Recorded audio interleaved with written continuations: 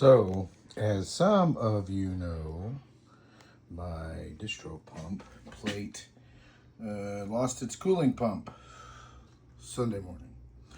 Sucker just boots up and then it just stops. So now this is a older distro plate. I kind of was afraid of this, so I actually have a quantum kinetic pump that I had as a standby just in case this would happen.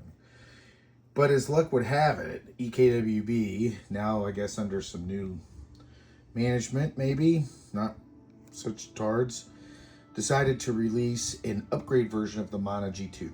So this is the actual Mana G2 PCO111D Evo D5 DRGB distribution plate.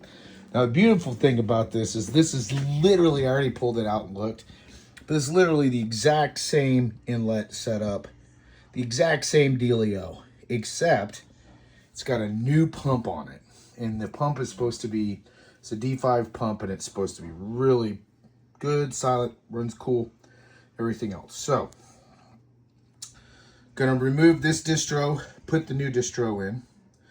I am going to also redo the monoblock. I don't think it's as snug as it needs to be. So I'm gonna, while I have all this available, I'm gonna pull the motherboard and I'm gonna tighten those down.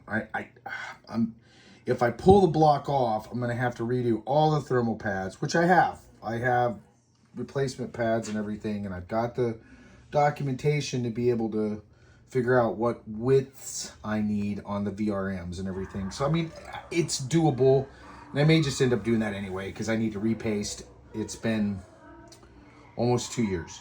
So probably about time to repaste. So yeah, I'll probably do that. Do you have a PCIe 5 cable to replace that with? Because, as some of you may know, this bad boy is finally going in. Oh yeah. By the time I get the 5090 in, they'll have a 6090.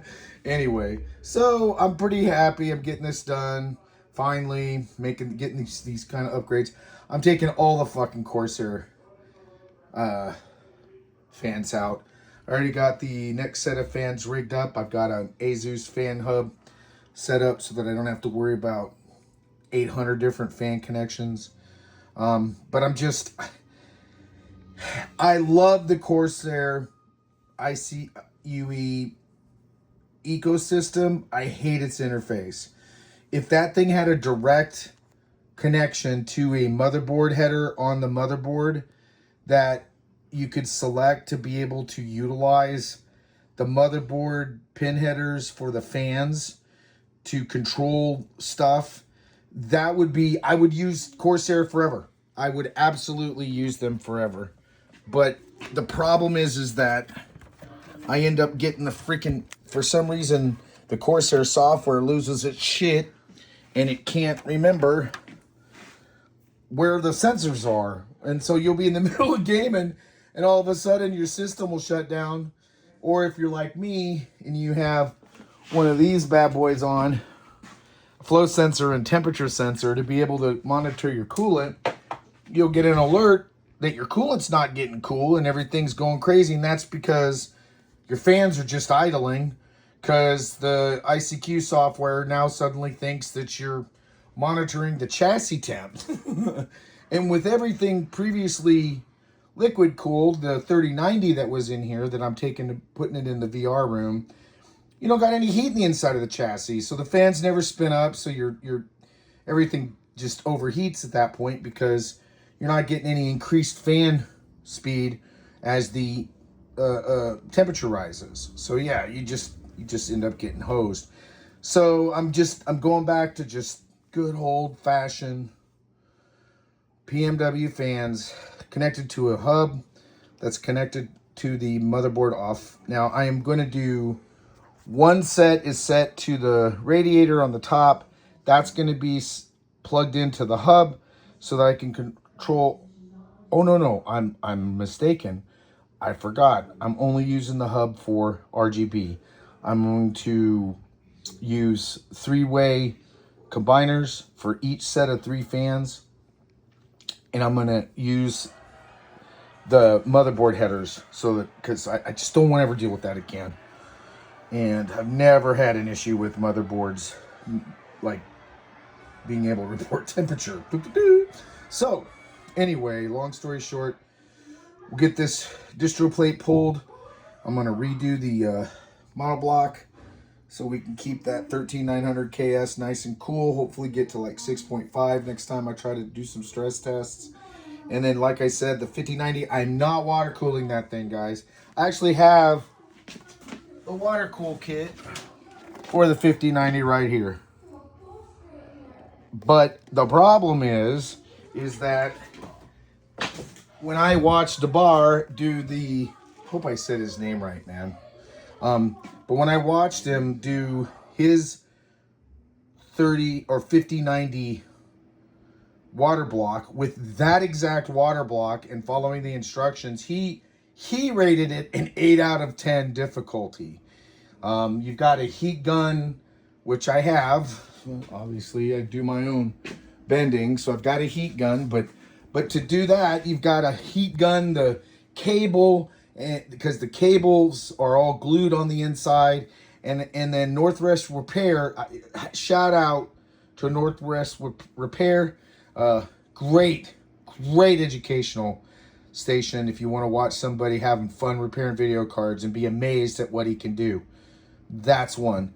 But also, how many times has he talked about the 5090 founders getting wrecked because somebody tried to water cool them? So I'm just going to go straight air cool, but I'm going to have 3 fans at the bottom blowing cold air up from the bottom of the chassis. I'm going to get that all cleaned up. And then I'll have 3 pulling up. And then, of course, your 3 here are going to be pushing out. And then I got 1 back here. It's going to be pulling cold air in. That should give me positive air pressure, meaning I'll have more air getting pulled in through the intakes in the bottom and the side, which is all going to be filtered, of course. Then I will have an exit, so we should have positive air pressure pushing any dust out of the chassis as opposed to trying to pull it in. So that's the goal anyway. All right, well, that was a really long video. 7, almost 8 minutes. Let's stop at 8. But the VR machine is all done. I flashed the BIOS, got it updated, got the Quest 2 set up again, and all that's updated and everything there. So I'm not offline. And I got to get this distro plate installed, reroute all of this stuff, and then, like I said, I'm going to take the motherboard out, go ahead and reset the mono block, and then I'll start flush. I'm only going to be cooling the monoblock on this rig, so I'm going to have to run. You have to still close those loops for the other 2, so I'm going to go ahead and figure out how I'm going to do that. Probably just short run loops. I'm not going to do hard tubing because I don't care. I'm maybe at some point I might look at doing hard tubing, but I have to get all new fasteners and everything. And with the zero maintenance tubing, I actually like the black tubing. I think it looks freaking cool with the rest of the lighting. So we'll see how the lighting shows up with the Asus fans. They're supposed to be pretty good when it comes to the RGB. So we'll see how that all works out. Otherwise, just giving you an update. There's 9 minutes you'll never get back.